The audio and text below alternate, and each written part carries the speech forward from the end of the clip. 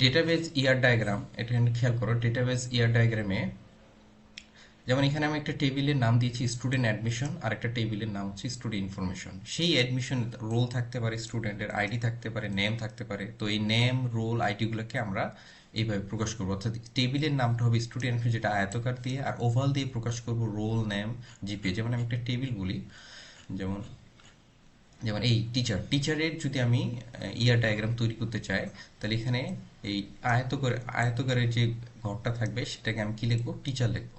আর এই যেহেতু টেবিলের নাম কি? টিচার, আর এখানে কয়টা কলাম আছে? Teacher ID. তাহলে এখানে আমরা এইভাবে ওভাল আকৃতি দিয়ে লিখবো কি? প্রথমে টিচার আইডি, দেন হচ্ছে নেম। আর এই টেবিলে প্রাইমারি কি? Teacher ID. প্রাইমারি কি যেহেতু টিচার আইডি, তাহলে একটু খেয়াল করতে, আমি যদি আইডিটা লিখি দেন সেখানে একটা ড্যাশ টান, এভাবে একটা টান দিতে হবে। এই টানটা দিয়ে আমরা বুঝবো যে এটা একটা প্রাইমারি কি। তাহলে এখানে খেয়াল করো টিচার, এই জন্য টিচারের নাম দিলাম এখানে। এখানে কয়টা ফিল্ড আছে? যেহেতু টেবিলের নাম টিচার, ফিল্ড আছে দুইটা, টিচার আইডি এবং নেম। এই টিচার আইডি এবং এখানে আমরা লিখলাম নেম। তাহলে ফিল্ডগুলো আমরা ওভাল আকৃতি দিব, আর টেবিলের নামটা আমরা আয়তাকার দিব। এভাবে টেবিলের সাজানো হয়। এবং দুই টেবিলের মধ্যে সম্পর্ক কি? অ্যাডমিশন। তাহলে এই কন্ডিশনের ভিতরে আমরা কি লিখবো? এখানে লিখবো অ্যাডমিশন। যদি কোনো সম্পর্ক খুঁজে না পাই তাহলে নর্মালি হ্যাজ দিলেই হয়ে যাবে। তাহলে এই একটা টেবিলের ভিতর টেবিলের নাম, তার ফিল্ডগুলো আমরা ওভাল আকৃতি দিব। সেম অন্য একটা টেবিলের নাম এবং তার ফিল্ডগুলো আমরা ওভাল আকৃতি দেবো। আর এখানে এক্স এর উপর যদি ড্যাশটা আছে, তার মানে এই টেবিলের প্রাইমারি কি হচ্ছে? এটা। সেম এখানে যদি এটার নিচে টান আছে, তার মানে বুঝতে হবে যে এই স্টুডেন্ট অ্যাডমিশনের আর এই ফিল্ডটা হচ্ছে একটা প্রাইমারি কি। দুইটার মধ্যে একটা সম্পর্ক আছে। যদি 1 to 1 হয় তাহলে এইভাবে আমরা দিব, সমস্যা নাই, এভাবে দিব। আর যদি 1 to many হয় তাহলে আমরা এটা একটু এইভাবে দিয়ে এইভাবে প্রকাশ করব। তাহলে এটা বুঝবো যে 1 to many। তাহলে একটু খেয়াল করো, যখন কোন একটা ডেটা টেবিলে বলবে কি রিলেশন বিদ্যমান, তাহলে যদি মনে হয় যেটা 1 to 1, তাহলে ব্যাখ্যা দেওয়ার পর অবশ্যই চিত্রটা দিলে সব থেকে ভালো হয়। অনেক ক্ষেত্রে চায় ইয়ার ডায়াগ্রাম তৈরি করো, অনেক ক্ষেত্রে চায় না।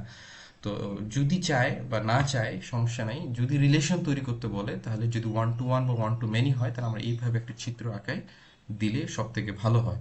এখন খেয়াল করো যে এই টেবিলের মধ্যে যদি এই চিহ্নটা থাকে তাহলে 1 to many, আর যদি নর্মালি একটা থাকতো তাহলে হচ্ছে 1 to 1। তাহলে এইভাবে আমরা তৈরি করে একটা রিলেশনের ইয়ার ডায়াগ্রাম তৈরি করতে পারবো। আচ্ছা, এবার আসবো আমরা এসকিউএল। আচ্ছা, এসকিউএল আমরা পরবর্তী ভিডিওতে আলোচনা করবো। ইয়ার দিয়ে আমি একটা উদাহরণ দিই আপনার। যেমন এখানে 1 to many আছে, তাহলে আমরা এইখানে দুই টেবিলের ভিতরে আমি একটু খেয়াল করো যে এখানে মনে করো একটা টেবিল দিলাম, এখানে একটা ইয়ার ডায়াগ্রামের জন্য এখানে একটা তৈরি করলাম। এটা হচ্ছে আমাদের স্টুডেন্টের, এই টেবিলের জন্য এটা, আর এটার জন্য এটা। তাহলে এই যদি হয় 1 to many রিলেশন, তাহলে এইভাবে দিয়ে আমরা এখানে, আচ্ছা এটা একটু করি।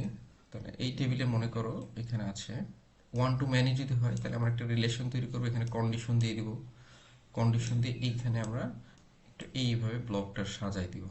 তাহলে এইভাবে বুঝবে এটা 1 to many রিলেশন। আর এখানে তো অবশ্যই ওই অ্যাট্রিবিউটগুলো এইভাবে দিতে হবে, যেটা প্রাইমারি কি তার নিচে একটা এইভাবে টান দিতে হবে। এভাবে তৈরি করা হয়। ঠিক আছে।